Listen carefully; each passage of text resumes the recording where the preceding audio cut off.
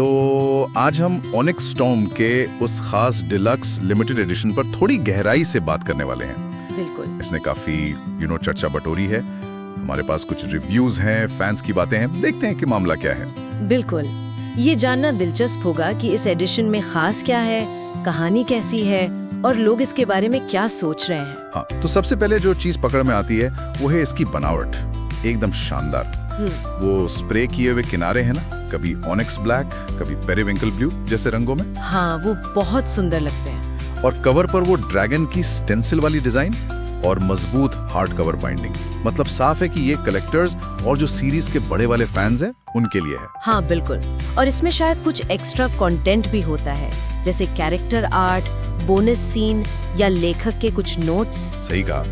जिन्होंने खरीदा है उनका कहना है कि पैकिंग तो भाई जबरदस्त थी, मतलब कई परतों में बहुत सुरक्षित। अच्छा। और वो जो पेरिविंकल किनारों वाला एडिशन था ना, हाँ, उसे तो लोगों ने कहा है बेहद खूबसूरत। हाँ, दिखने में तो ये वाकई बहुत प्रीमियम लगता है, पर किताब के अंदर की बात करें तो ये एम्पायरियन यूनिवर्स को और आगे बढ़ाता है। अच्छा। मतलब नई दुनिया या हाँ, नई जगहें हैं, जादू के नए सिस्टम्स हैं और कहानी की जो परतें हैं वो और गहरी होती हैं। और अच्छी बात ये है कि ये पिछली किताबों की थीम से जुड़ा हुआ लगता है। और लिखने का स्टाइल कैसा है? पहले जैसा ही? स्टाइल में एक तरह का बैलेंस है, मतलब बहुत अच्छे इमोशनल डिस्क्रिप्शंस हैं और साथ में तेज डायलॉग्स भी। ऐसा लगता है कि इस बार लेखन थोड़ा और मैच्योर है, इमोशनल मोमेंट्स को जगह दी गई है उभरने के लिए। और ये उन थीम्स को एक्सप्लोर करता है, जैसे कि ताकत की क्या कीमत होती है, भरोसा और धोखा, और मुश्किल हालातों में कैसे टिके रहें। लेकिन क्या यही इमोशनल गहराई कभी-कभी कहानी की रफ्तार धीमी कर देती है?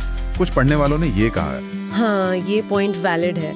कुछ लोगों को इसकी गति, मतलब पेसिंग, थोड़ी ऊपर नीचे लगी है। कहीं-कहीं कहानी थोड़ी धीमी महसूस हो सकती है, जो पढ़ने के फ्लो को थोड़ा सा रोक देती है। हाँ, और यही शायद वजह है कि फैंस का रिएक्शन थोड़ा मिला जुला सा है। बिल्कुल। एक तरफ तो कुछ लोग हैं जिनके लिए ये डीलक्स एडिशन लेना एक रिचुअल जैसा है, मतलब छूकर महसूस करने वाली चीज, आंखों को अच्छी लगने वाली। हाँ, एक कलेक्शन आइटम की तरह। बिल्कुल, वो इसे अपनी एम्पायरियन सीरीज की यादगार चीजों के कलेक्शन में रखना चाहते हैं। लेकिन दूसरी तरफ रेडिट वगैरह पर काफी आलोचना भी हुई है। अच्छा, किस बारे में? खासकर आर्ट वर्क को लेकर। कुछ फैंस का कहना है कि इसमें स्पेशल कमीशन आर्ट की जगह नॉर्मल स्टॉक आर्ट इस्तेमाल की गई है। ओहो, मतलब वो आर्ट जो पहले से कहीं और यूज हो चुकी हो। हाँ बिल्कुल। एक कमेंट था जैसे, इतना स्पेशल प्रोडक्ट बताकर बेचा और इस्तेमाल कर ली लाइसेंस वाली पुरानी आर्ट, और लोग रीसेलरों से 415% ज्यादा दाम पर खरीद रहे हैं। ये स्टॉक आर्ट वाला मुद्दा आजकल कलेक्टर्स एडिशन में काफी उठता है। लोग उम्मीद करते हैं कि अगर लिमिटेड है तो उसमें कुछ एकदम नया, खास उसी के लिए बनाया गया हो। सही बात है। सिर्फ कवर बदल देना या किनारे रंग देना काफी नहीं लगता शायद कुछ लोगों को। हाँ, ये बहस तो चल रही है कि वैल्यू असल में है क्या। और सिर्फ आर्ट ही नहीं, डिलीवरी को लेकर भी बहुत शिकायतें थी, खासकर अमेज़न जैसे बड़े ऑनलाइन स्टोर से। हाँ, मैंने भी सुना रिलीज डेट पर किताबें नहीं पहुंची। वही, एक ने लिखा मार्च 2024 में प्री ऑर्डर किया था, रिलीज के दिन आया ही नहीं। ये onyx storm deluxe Amazon release तो बुरा सपना बन गया। बहुत फ्रस्ट्रेशन थी लोगों में। खैर, अगर कहानी की बात करें बड़े पिक्चर में, तो ये एम्पायरियन सीरीज की तीसरी किताब है। आयरन फ्लेम के ठीक बाद शुरू होती है। हाँ, वायलेट सोरेंगेल की कहानी। बिल्कुल। वायलेट एक ऐसी दुनिया में है जहाँ जंग छिड़ने वाली है। उसे नए दोस्त बनाने हैं, पुराने राज खोलने हैं, और ज़ैडन के साथ उसका वो इंटेंस रिश्ता भी संभालना है। हाँ, वो कॉम्प्लिकेशन तो है ही। समीक्षकों ने वैसे यारोस की राइटिंग स्टाइल की तारीफ की है, इमोशनल और इंटेंस।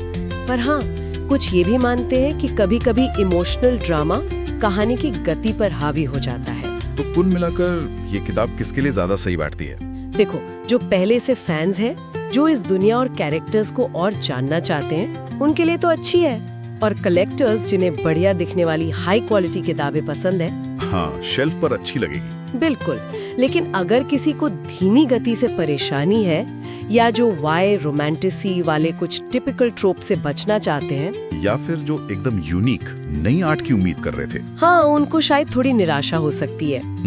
तो onyx storm deluxe limited edition मतलब दिखने में शानदार है, फैंस को ध्यान में रखकर बनाया गया है, कलेक्टर्स के लिए डिजाइन है, पैकेजिंग अच्छी है, इमोशनली कहानी पावरफुल है और वर्ल्ड बिल्डिंग भी है। पर कुछ कमियां भी हैं। हाँ, कहीं-कहीं पेसिंग थोड़ी धीमी है, उसके लिए पेशेंस चाहिए, और स्टॉक आर्ट और डिलीवरी वाली जो प्रॉब्लम्स हैं वो भी असली चिंताएं हैं। वैसे ये भी सुनने में आया है कि जिन्होंने इंडिपेंडेंट बुक स्टोर्स या स्पेशल सेलर्स से लिया, हाँ, जैसे हेमिंगवे लिमिटेड एडिशन वगैरह, जिनके पास पेरिविंकल या ओनिक्स किनारे वाले थे, उन्हें ज्यादा दिक्कत नहीं आई। तो शायद सोर्स पर भी डिपेंड करता है। हो सकता है।